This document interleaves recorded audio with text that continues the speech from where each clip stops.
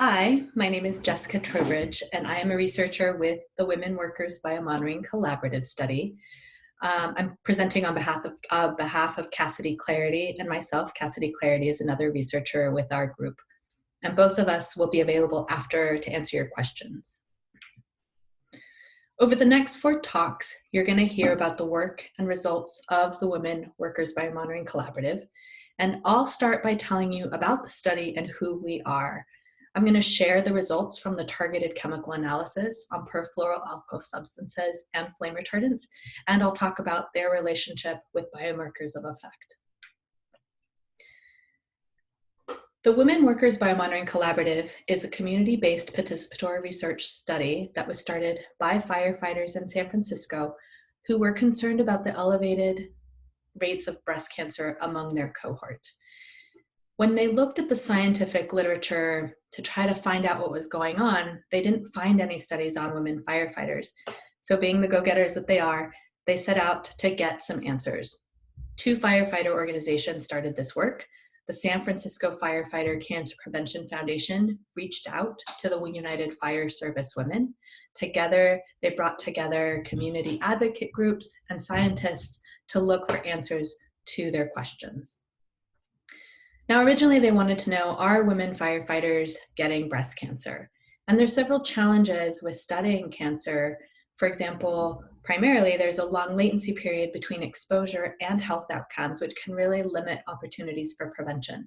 So to get around this problem, as a team, we decided to focus on looking at exposure to chemicals that have been linked with breast cancer and looking at biomarkers of effect. Our participants are firefighters from the San Francisco Fire Department, and our office workers are employees of the City and County of San Francisco who are not firefighters. All of our participants were 18 years or older, non-smokers. Firefighters, in addition, had 5 years of service with the fire department and were on active duty at the time of the sample of participation. We collected a lot of data. As a CBPR study, firefighters were involved in all aspects of the study, as I said, from designing the study to the beginning to developing the questionnaire. They helped with collecting and processing the samples and are now helping with the manuscript preparation.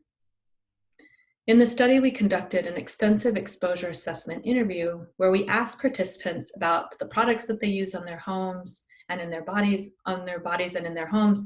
We asked about the frequency of consumption of certain foods, and we asked about exposures that might occur at work and at home. We collected also biospecimen samples that included urine and blood. This is who participated in our study. We had 86 firefighters and 84 office workers who ended up in our study. You can see that the average age and time of years on the job is similar between the 2 groups.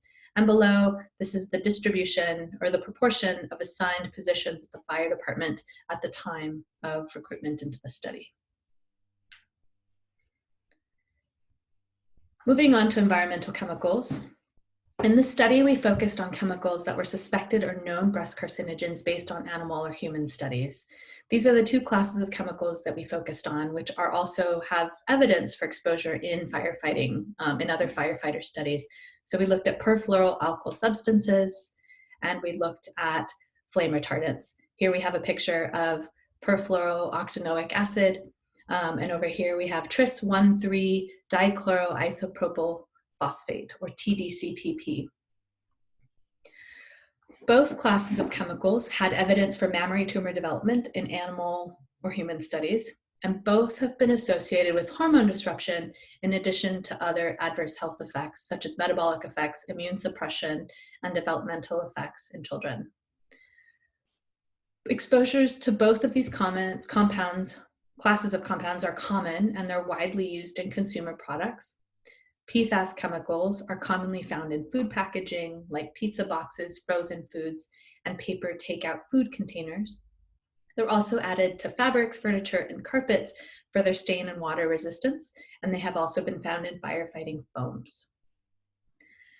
Flame retardant chemicals have been added in large quantities to polyurethane foam in furniture, and although their effectiveness as flame retardants has really come into question, They continue to be used in furniture foam, and over the years, there have been changes as to which chemical flame retardants have been used over time. So some have increased and some have decreased. In this study, we measured 10 flame retardant chemicals, and I'm presenting here those that were detected in at least 70% of participants, in either firefighters and office workers. So these are the compounds on which we were able to conduct statistical analyses. In this graph, you see the red dot here representing firefighters, the blue dot representing office workers, and this gray dot represents the general US population measured through the National Health and Nutrition Examination Survey, or NHANES. NHANES is a study run by the Center for Disease Control, and this is a national study that measures exposures in the general US population. If you follow the solid dot, which represents the median concentration, or the point where half of the samples were above this level and half were below this level, we see that firefighters had higher median levels than office workers for all three of these compounds. When you look at BDCPP, we see that firefighters, in fact, had 5 times higher median levels than office workers for this chemical. And firefighters had higher levels than the general US population for all three. Meanwhile, office workers had lower levels of BCEP and DBUP compared to the general US population, and had similar or even slightly higher levels of BDCPP compared to the general US population. Similarly, we compared PFAS levels in firefighters, office workers, and the general US population. You can see that firefighters and office workers have similar levels to each other for most of these compounds, except for PFHXS, PFNA, and PFUNDA, where firefighters had higher median levels of these 3 compounds compared to office workers.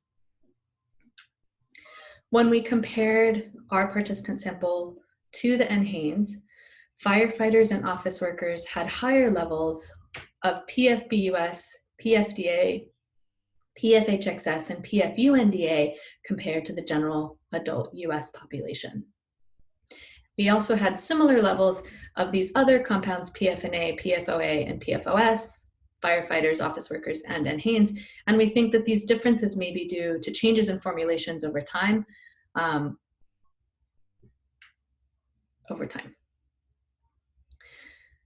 Moving on to biomarkers of effect. I mentioned at the beginning of this talk that in this study, we decided to study exposure to environmental chemicals rather than cancer outcomes. Yet we still wanted to know if there's evidence of biological changes in the body that are associated with chemical exposure. Previous literature suggests a relationship between exposure to environmental chemicals and thyroid hormone disruption, as well as with changes in telomere length, which is why we're looking at these biomarkers of effect.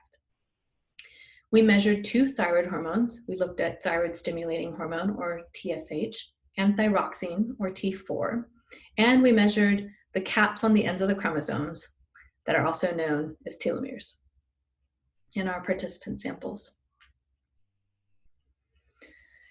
We found, when we looked at thyroid hormone in relation to chemical exposure, we found that increases in the flame retardants, BDCPP and DBUP, were negatively associated with thyroxine in firefighters, but we did not observe the same association among office workers.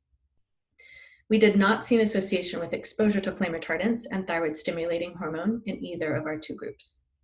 For PFAS chemicals, we did not find an association between PFAS chemical exposure and either of the 2 thyroid hormones that we looked at. For telomere length, we found that BDCPP was associated with longer telomeres in office workers, and BCEP was associated with shorter telomeres in firefighters, but not vice versa. And for PFAS, we found PFAS associated with longer telomeres and with larger effects seen among firefighters for these several PFAS chemicals. Overall, we found that firefighters and office workers had exposure to multiple different toxic environmental chemicals. They may be, and these exposure levels may be associated with their work.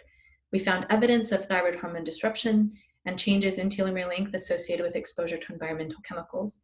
and more studies are needed to characterize exposures in women firefighters and to help understand potential health effects among women firefighters because so few of these studies exist. So thank you. I would like to thank our firefighters, participants in the study. You can find more information about our study team here at our website, Women Workers Biomonitoring, or biomonitoringcollaborative.org. Thank you very much, and I look forward to your questions.